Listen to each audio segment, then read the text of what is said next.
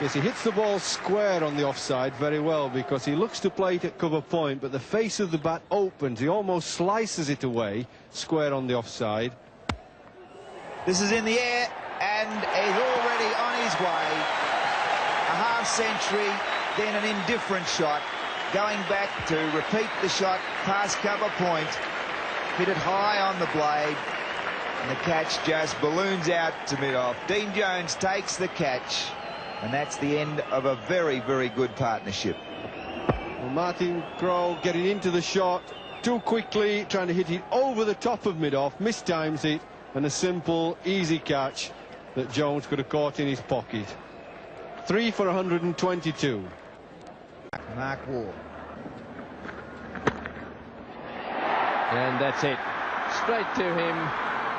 And the Australians, when one watches them field before the game, all the practice that goes into it, it's not often they're going to drop outfield catches. A standing ovation to the New Zealand captain. The effort in vain. Beautifully struck. Greg Matthews waiting for that one to come to him. He didn't snatch at it. A difficult catch around the ankles. And Waugh again underlining his value with the ball. Steve Waugh 2 wickets. Mark Waugh here's first. Martin Crowe out for 81. New Zealand 6 for 181. Waugh the bowler. And he's bowled in. That is a good delivery right up in the block hole. And Petrie had more chance of flying to the moon than getting his bat done in time to latch onto that one. Back goes the leg stump, and that's the end of him.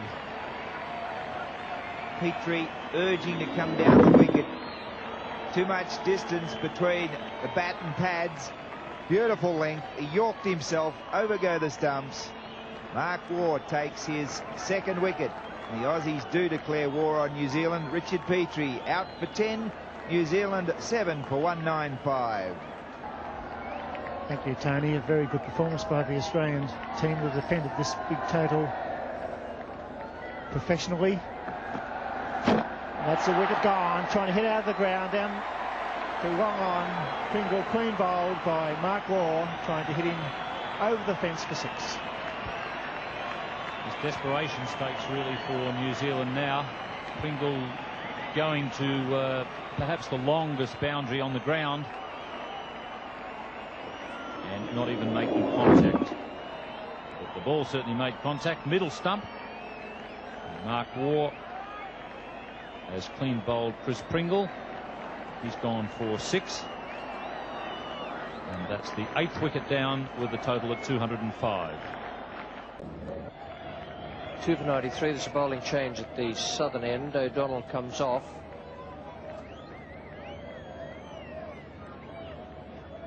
Mark Waugh is to take over. This is the partnership for England. Well, he's done it again. Mark Waugh has come on, a great partnership breaker. And that is exactly what England didn't want. Graham Goots, the skipper. A marvellous breakthrough by Mark Waugh. Just about to say, be careful of what you would think on the score sheet is the weaker bowler in the Australian side, that you don't lose your concentration as a batsman. And sure enough, concentration is gone. Graham Goots just trying to work it, open the face, down to third man, and he's out. Big blow for England for 37, and England are now 3 for 9. And Mark Waugh has done it again. He's got an amazing ability to break partnerships, Mark Waugh. He came on and got rid of Gooch, and now he's got rid of the luckless Robin Smith. Yeah, not a great shot, this one. I think you've got to have a look at the replay, and he won't like it too much. Trying to flay this one wide. Off stump there, bottom edge, dragged back onto the stumps. And that is the end of Robin Smith. And a big blow for England. 7 runs off 19 balls. Comprehensively bowled there by Waugh. And so England now 4 for 119.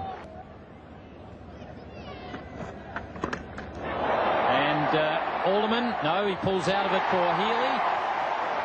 And Mark Waugh has struck again. 3 wickets in the space of 5 and a bit overs.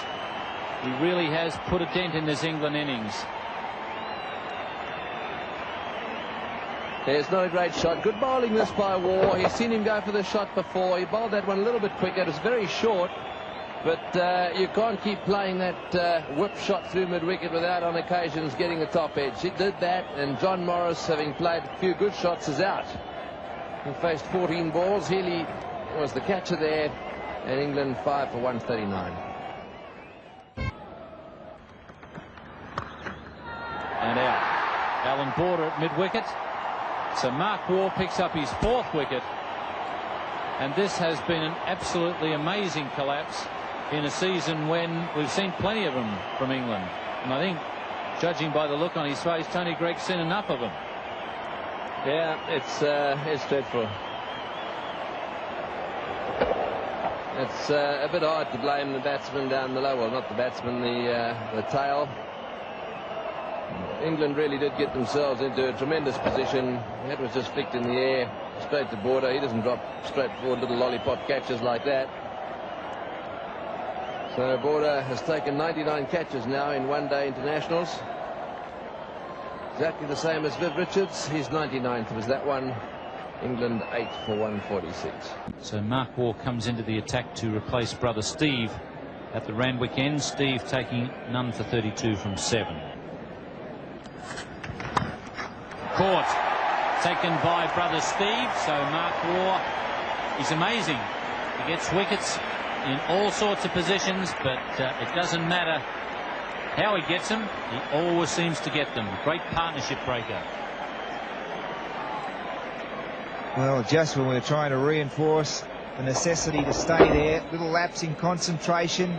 The ball should have been put away. It was short of a length. He had enough width, and as so often happens, it's picked out the fieldsman. So the brothers Waugh caught Steve Waugh, bowled Mark Waugh, Andrew Jones short of a 50. New Zealand 5 for 136. Suppose. He's a pretty useful limited overs bowler, Mark Waugh, and he's also picking up the occasional wicket at first-class level. This is a real good spell.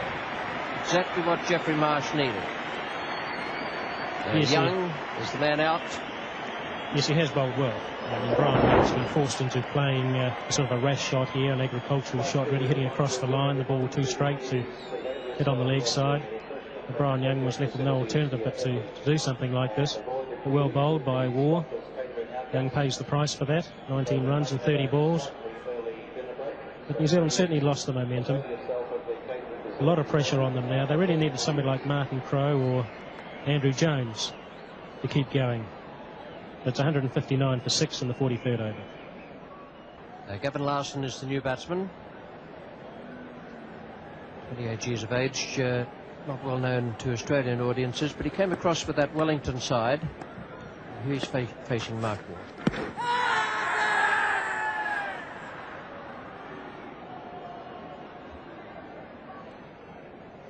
He's a very useful performer back home in New Zealand in domestic cricket. He is facing his first ball just outside the off stump, or Larson gets well forward there, but I'm sure he'd want to improve on his batting average of .66 in one-day international cricket. He's a better player than that. Oh, big appeal there for LBW. He's got him. He's out. LBW. Gavin Larson, LBW playing from the crease there. I think getting a little frustrated. He tried to whip that one away on the onside, but it was spot on target. And as a result, umpire Rick Evans raising his finger. And so Larson is out. LBW. And they've lost another wicket. Have a look at it. Looking to work it down the onside and was angled across. He's a little bit disappointed with that decision. He was trying to hit with the angle of the ball, didn't make contact apparently. Out for 6. 14 balls, 7 for 170. The thing that Australia really needs is a wicket or two to try and slow this momentum of the West Indies down. There's a man out there, Steve Waugh, and he has done precisely that. Exactly what was needed. Nominated by Greg Chappell, And Steve Waugh was looking into the sun. He moved, I suppose, in slightly gingerly fashion towards it, but kept his head, and more important, kept the peak of his cap down over his eyes. And Gus Logie has gone. What a brilliant knock. Fabulous innings by Gus Logie. This one just sliding into leg stump, as he's done so often during the innings. He didn't try and overhit it. He just wanted to pick it up and time it and find the gap. But unfortunately for him, very fortunately for Australia, he found the very safe hands of Steve Waugh. There he goes. Magnificent innings. 65 to Gus Logie, 5 for 190. And his twin brother had a very impressive spell, Ian. Steve Waugh, 8 overs for 24 runs. Very good bowling indeed. Had all the batsmen in quite a bit of trouble. And well taken. Peter Taylor might not be getting a bowl, but he's done his bit in the field with a fine running catch.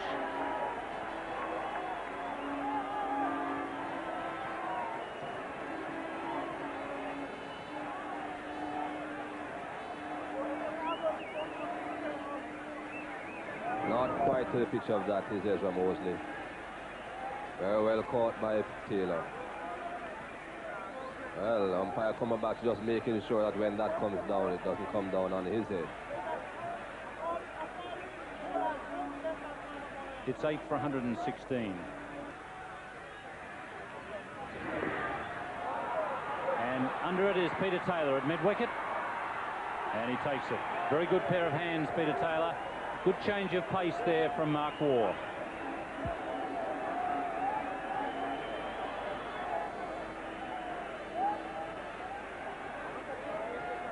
A good slow ball here by Mark Waugh.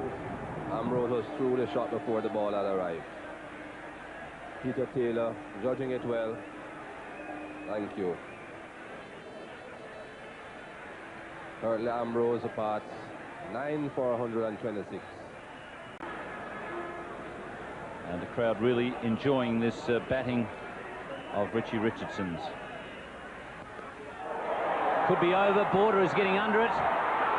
And he takes the catch. So Richardson out for 90. A pity, because that innings really did deserve a century. Standing ovation there for Richie Richardson. Very good innings indeed. Short ball. Bowled by Mark Waugh. Just straightening enough. Not really going down the leg side, just straightening enough. Richie Richardson not really getting hold of it. Hitting the top edge of the bat. Well judged by Alan Border. The West Indies 3 for 132.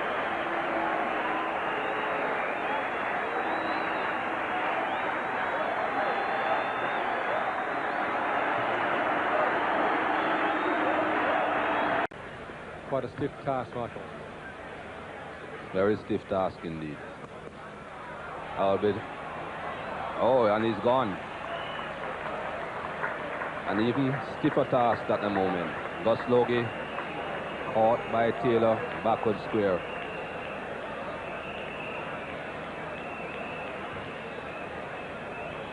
Mark Taylor completing the catch. Mark Waugh doing the bowling. Gus Logie trying to pick him up over square leg, which he managed to do. It was meant to go a bit further than that. Well taken by Mark Taylor.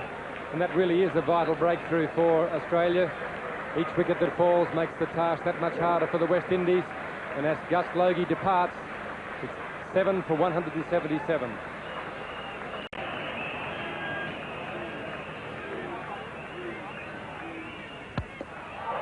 Mid-on, Peter Taylor under it. And that's the end for the West Indies. Jeffrey Dujon mistiming the full toss after having changed his bat, and holes out to Peter Taylor.